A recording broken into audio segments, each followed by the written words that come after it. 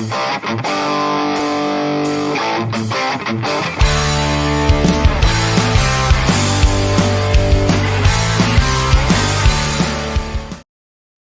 time for Talking Back this week with Matt.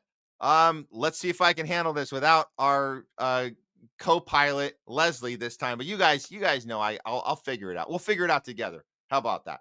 Let's figure it out together. This is for all the people watching today. Thank you, Leslie. Shout out to our regular watchers. Of course, all you guys love watching. Love you guys' support throughout. Thank you, Leslie, and we hope to see you back at the next Talking Back. That's very cool.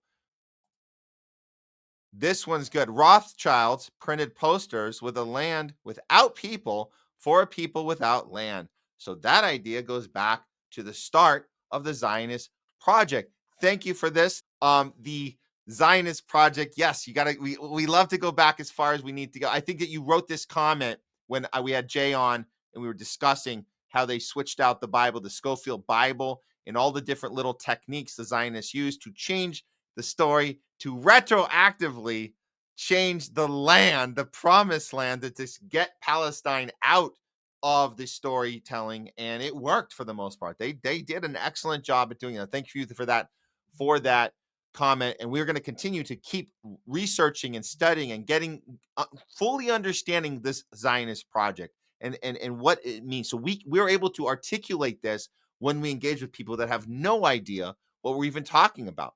All of these important, this important information. It helps us when we define our own interpretations of what's happening now. We have to all do that, and so many people have stopped doing that. So we got to do it for them.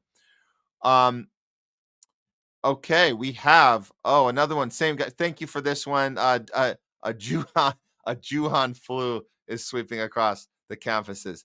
That's pretty funny. I like that. I like the Wuhan reference there. Thank you for that. Very cool. Thank you. Okay, let's go to Chatter X. Thank you so much. When British Captain Cook arrived in Australia, he proclaimed it to be Terra Nullius. Okay. Does it remind you of the slogan, "A land without people for people without land"?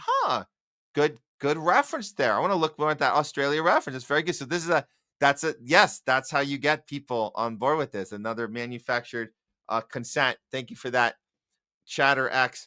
And then you include a YouTube link. You guys can go to that YouTube link. There's a couple of them. Thank you for that so much. One more about this British imperialist that put the Nazis and Zionists together. They collaborated. It's the dark truth. Thank you, Chatter X. The British imperialist establishment, Germany's Nazis and Zionists collaborated with each other in order to implement the imperialist colonial project called Israel. Well said, Chatter X. Thank you. And again, we have some great links. I'm sure ChatterX always posts great links. Go to their YouTube links that can back up some of the stuff, teach you guys a few things, because we can only do so much on our 3 hours with you. So yes, and we got this one's great. St. David's, bless up Matt, Jay, and chat. Thank you for that. I'm not gonna be able to do all of these, but this is cool. Oh, look at this. Prove me wrong. Confirmed people we were excited about. So that's the prove me wrong that were confirmed. Yes. Those are the ones where we as in MAGAs, Mahas, whatever you want to call yourself. We got excited, and RFK Jr. was part of that excitement. So thank you for that one. In regard to RFK, who just slipped this week. We feel like RFK Jr. just slipped on us this week on a number of ways. He's back to his anti-Semitism riffing, and he's back to his we want to make sure everybody gets the vaccine available for them because it's safe and effective. Okay, there's stuff he's not saying, but come on, like you got to be tougher than that, man. You got to stop being like a riddler with leaving us riddles and clues. And we're not gonna play that game. We're not gonna play that game. We've already played that game with Bernie. We played that game with Bernie. Oh, Bernie can only say so much. He's got to be careful because they're gonna go after him. And did you see that black eye? And his wife was threatened. Oh, no. Turned out Bernie wasn't doing anything but pretending that he was working on a plan. So I don't know if RFK is going down that same path, but he might be. But we can recognize the signs because we've been through this before. That's what we need to do. We need to understand how to detect red flags better so it doesn't happen to us again. And the ex Bernie people, we try to teach Trumpers what to look for because we know the signs. We know the signs of when we see that we're hero worshiping and we go, uh-oh, that might not be good. We might not to want to hero worship anyone ever for any reason. It puts us in a vulnerable position where we can be easily manipulated. Be careful about doing that for any reason. I don't care how great the person is. Do not put yourself in that position. We can tell you from personal experience as ex Bernie supporters that it's not good. You will F yourself and an entire movement. Be critical of the people you support. That's the key. Okay. And then we got some comments when Tara Reid came on. Oh, wish to go. This is, I mean, yeah, people don't even know. You know what? I saw somebody post this on Twitter earlier this morning, and it's just the clip. It's RFK Jr. saying this exact quote. The Palestinian people are arguably the most pampered people by international aid organizations in the history of the world. RFK Jr. said this on Breaking Points with Crystal Ball and Sagar, and this is when his campaign fell apart, at least as far as a lot of us that could recognize that. He lost a lot of support that day. And I saw somebody tweet this out, the clip, the actual clip on Twitter, and people were coming back and pushing back and going, you AI'd that. That didn't happen. No, it's not AI. This actually happened. I feel like we're going to be having that conversation a lot moving into more of 2025. It seems like we're going to be talking about, oh, that's AI. I don't believe it. So we got to have our AI checking machines, AI fact checking machines ready to go. We're going to have to because there's going to be a lot more of this. But no, that one was certainly real. Yep. And then yeah, Wishigo again says, yes, he must be compromised by the Zio Mafia. Speaking about RFK as well. Or was that about Trump? I don't remember what part of the conversation, but we had Tara Reid was great. We were able to talk about this. Oh yeah, non-tribal guy. This was awesome. Tara Reid is an original homeless lefty. Yes, she is. She ditched the party. She said enough, and she set a great example. And she was one of the first that had to be the victim of being called a Russian agent, a Trumper, a conservative faking like she was a liberal, or I guess we say lefty now. No, those are names. Those are designed to shut you up. She did not retreat. She kept going. She set a great example for the rest of us. Very, very cool. And thanks for that. Yes, the original homeless lefty, Tara Reid. I think we threw these up during it, but yes, of course, the Me Too movement ended with Joe Biden, Robin Hood Forrest. This is history, folks. This is history.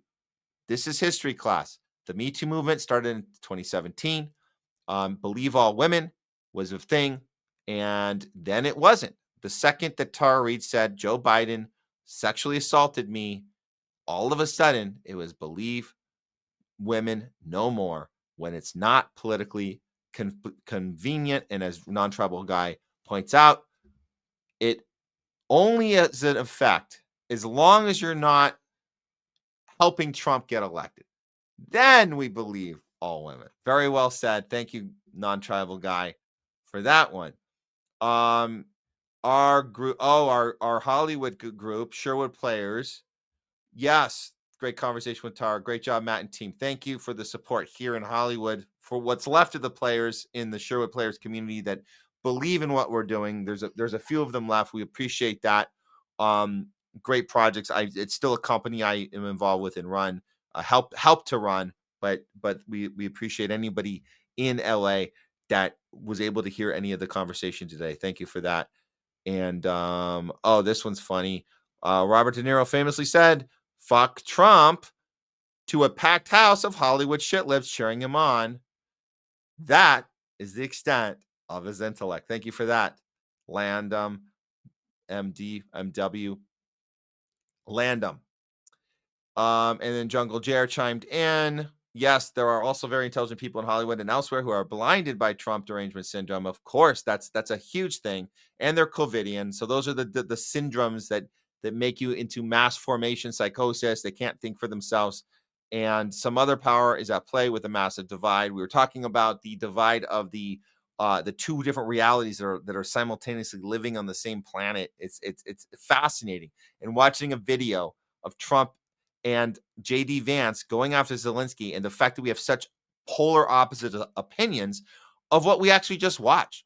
Not of our ideology, not of how we look at the world, but what we're actually watching in real time on our cell phones, on the screen. The opposites there. It's insane to me how we've come to this place. But that a lot of that is what Jungle Jerry was saying. The power play with the massive divide and the Trump derangement syndrome, all that stuff plays a play. And then we start talking about the LA fires again. So Longmeadow, Gavin would gladly push anyone in front of him over a cliff so he could get a better view.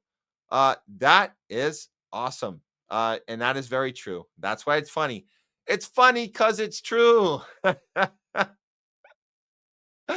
Oh, I haven't played this one in a while. This is since it's award season. That's funny. That's funny. Oh yes, that's the clapping dog. That was funny. We'll keep that up for the rest. We'll see if we can play that again today, since it is the end of award season here in Hollywood. Okay, what else we got? Okay, we have Jokers for you. Control the 99% of house slaves by picking 1% to live like masters. Thank you for that. Jokers for you goes on. So they continually pick people who are oppressed to join the ranks of the masters. It perpetrates it. Exactly. Very good. Good call. Jokers for you. Hell yeah. Um, oh, thanks, Leslie, for chiming in. Leslie, Tara is so brave. Thank you for showing face despite all the awfulness. Very cool. Thank you. Thank you. Thank you. And we said this earlier. Pam Bondi is full of shite. Yes, she is. There ain't no Epstein list. And we put this out on our YouTube as well. Spoiler alert, the Epstein list ain't coming.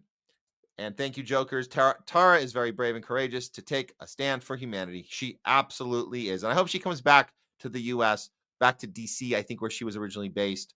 But she's been here now in L.A., too. So I hope we can see her in person again. We got to meet her at the Rage Against War Machine, the real one. That was 2 years ago. That's where we first met Tara, right before she left for Moscow. She hasn't been back since. So hope she does make it back here at some point after she wins her case against the DOJ. Hopefully. And Longmeadow, again, hopefully all of humanity realizes that war is pointless. Peace and prosperity for all. Thank you, Longmeadow. Thank you, thank you, thank you. And thank you, yes, to Tara. Stay strong and clear. Very cool. And Jokers adds in, thank you, Putin, for protecting Tara. Yes, that's how a good leader works. A good leader can protect people. If their own government is not protecting them, they can step up and help. And that's great. Great call on that one. Yes.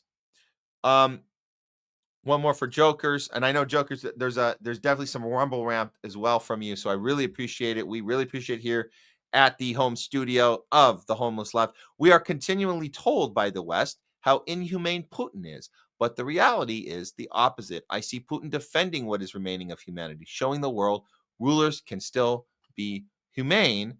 So of course the West has to demonize Putin because he makes them look very, very bad with their inhumanity. Yes, 100% Jokers. And I'm not the only one who agrees. Longmeadow agrees. I know politicians who think Russia were the bad guys in World War II. They don't know history. Exactly. But that's not necessarily their fault. I want to give I got to say, look, the way our education system was hijacked, we're victims of that propaganda throughout our childhoods, throughout our young adult lives, into our adulthood. We are victims of that. So it takes those of us who can wake up and see it. We have to just try as hard as we can to get through to the others. It's not going to work in a lot of cases. We have to let a lot of them go, but we can only try. Let's try in the process not to be totally mad at them personally. Understand that they are victims. We could have been where they are. Guys, did you guys know this? We could have been where they are. We could be the horrible, horrible people uh posting these types of images. I mean, you guys, if you guys saw this earlier, these horrible memes. What if we were the ones doing this? I mean, just stupid memes. Once you realize that he works for Russia, not America, everything he does makes sense. I mean, if look, it's easy to say whoever posted this is an effing moron. Whoever shared it is a bigger moron. Unless you're us, who were dissecting it about how big of morons they are, then we're smart to do this. But the point is, we could have been them. We could be we could be captured and propagandized to the point where this makes sense because it's simple. That's how propaganda works. It's about simplifying messages. And this is a simple message.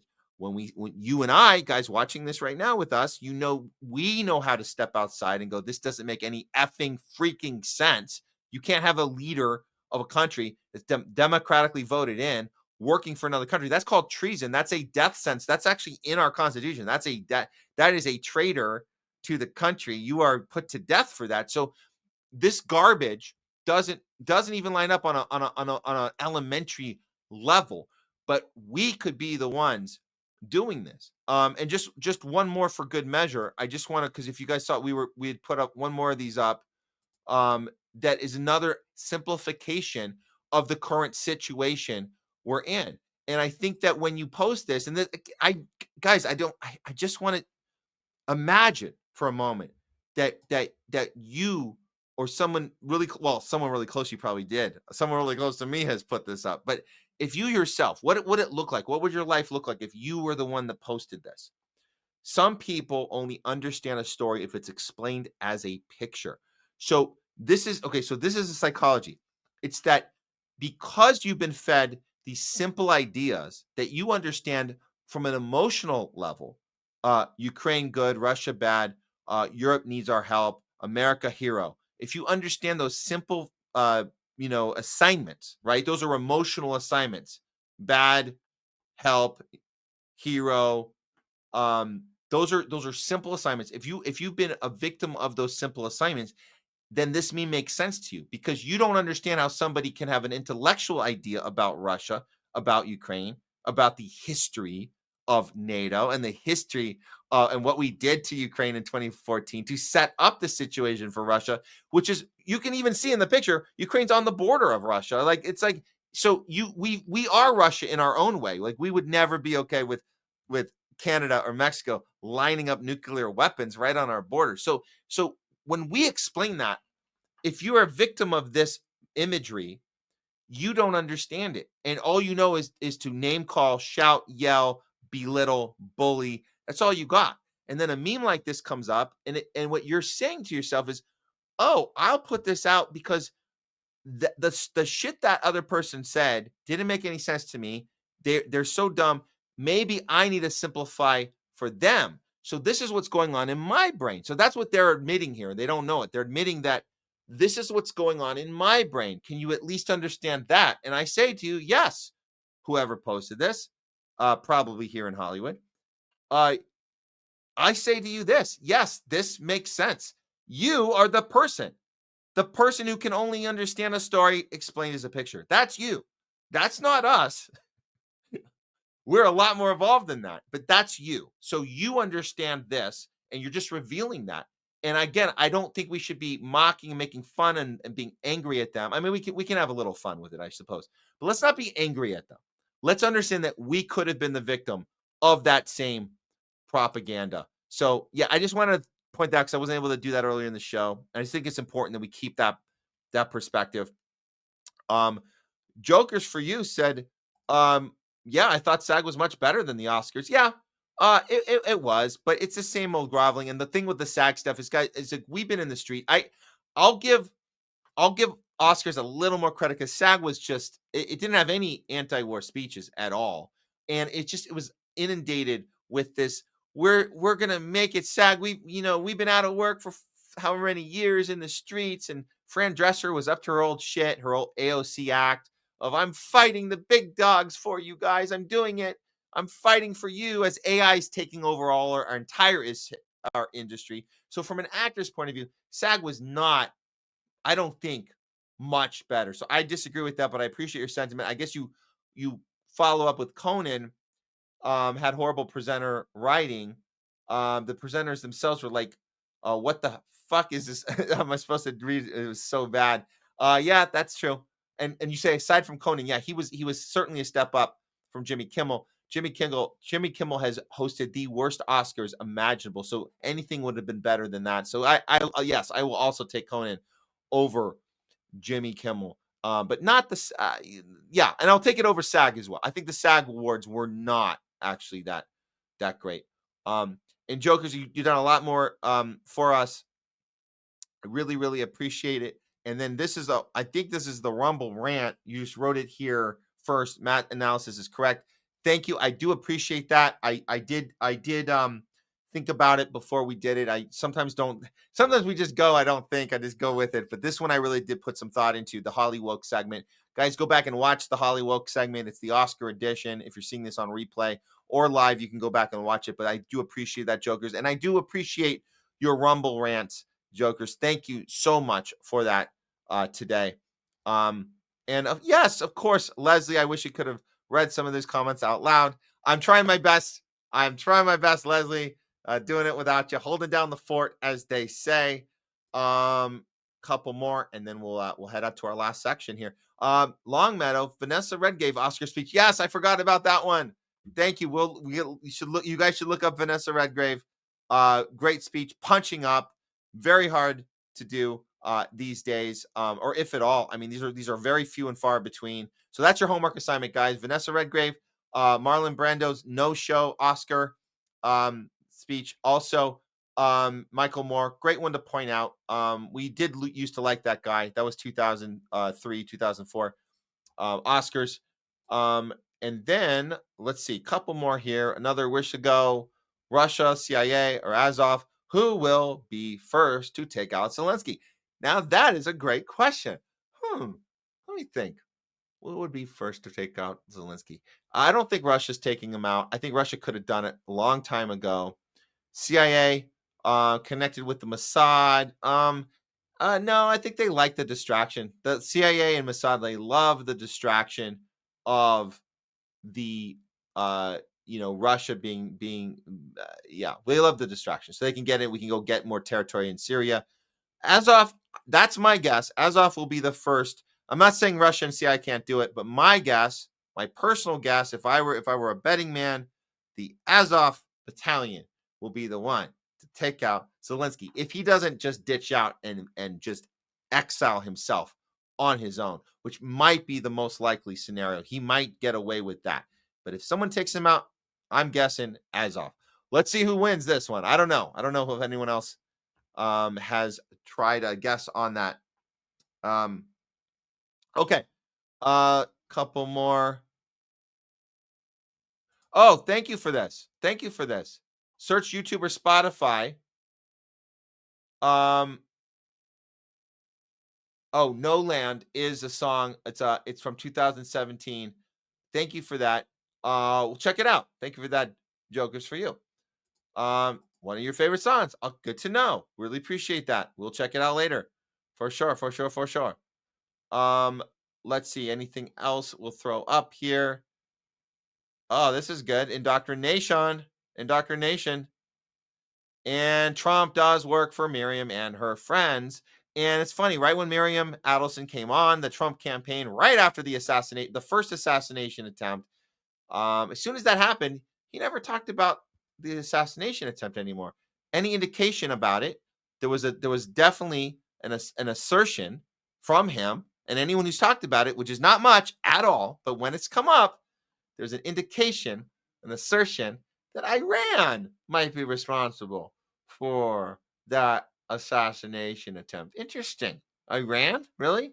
You don't really believe that, Mr. Trump, do you? I don't think you do. I don't think you believe it's Iran, but Miriam wants us to believe it's Iran, and that's what money can get you when you buy someone off, as Miriam Adelson did to Trump for $100 million. A couple weeks right after it might have been just 1 week after the first assassination attempt. Look it up, guys. It's timestamped.